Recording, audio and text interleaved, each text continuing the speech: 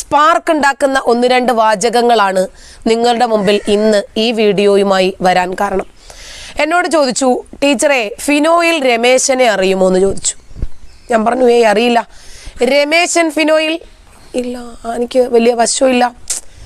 മുമ്പ് കാറിൽ ഫിനോയിലൊക്കെ വിറ്റ് നടന്നിരുന്ന ഒരു രമേശൻ ഉണ്ടായിരുന്നല്ലോ ടീച്ചറെ, എനിക്ക് വലിയ വശമില്ല.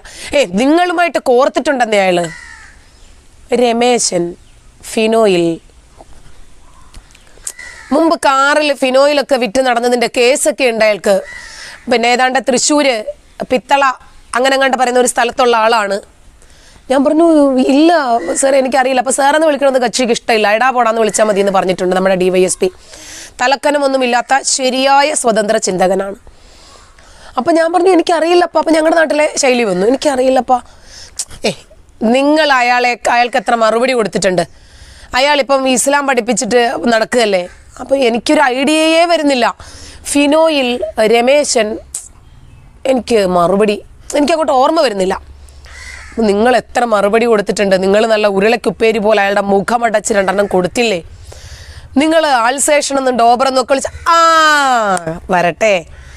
അപ്പോഴാണ് എനിക്ക് മനസ്സിലായത്, വലുതെടുക്കൂ അതാണ് ലാഭം, ചെറുതെടുത്താൽ അതാണ് നഷ്ടം. അതുകൊണ്ട് വലുതെടുക്കൂ, ബോട്ടിലൊന്നിന് 30 രൂപ എന്ന് പറഞ്ഞ് കാറിൽ ഫിനോയിൽ വിറ്റു നടന്നു ഒരാൾ കുറച്ച് വർഷങ്ങൾക്ക് മുമ്പ്.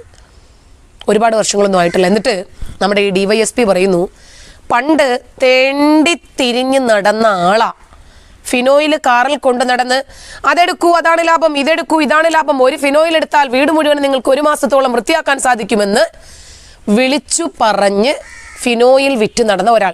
ഫിനോയിൽ വിൽക്കുന്നത് മോശം പ്രവൃത്തിയാണ് എന്ന് ഞാൻ പറയുന്നില്ല.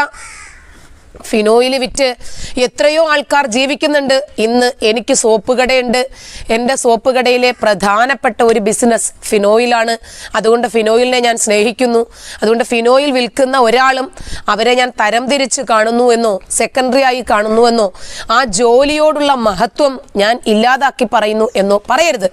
ഞാൻ ഇതിവിടെ നമ്മുടെ ഫിനോയിൽ രമേശനെ പറയാനുള്ള പ്രധാനപ്പെട്ട കാരണം, ഒരു കാലത്ത് ഒരു ഗതിയും പരഗതിയും ഇല്ലാതെ ഫിനോയിൽ വിറ്റ് നടന്നു.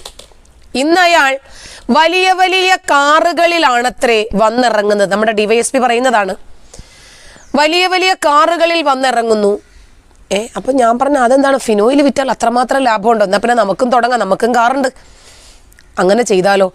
അപ്പം പറഞ്ഞു, അതല്ല ടീച്ചറെ, അതിന് പണം ഉണ്ടാക്കാൻ പറ്റും ഫിനോയിൽ കൊണ്ട് തന്നെ, പക്ഷേ 1-2 കാര്യങ്ങളൊന്ന് ചെയ്യണം. 1-2 കാര്യങ്ങൾ സിമ്പിളായിട്ട് നമ്മളെ കൊണ്ട്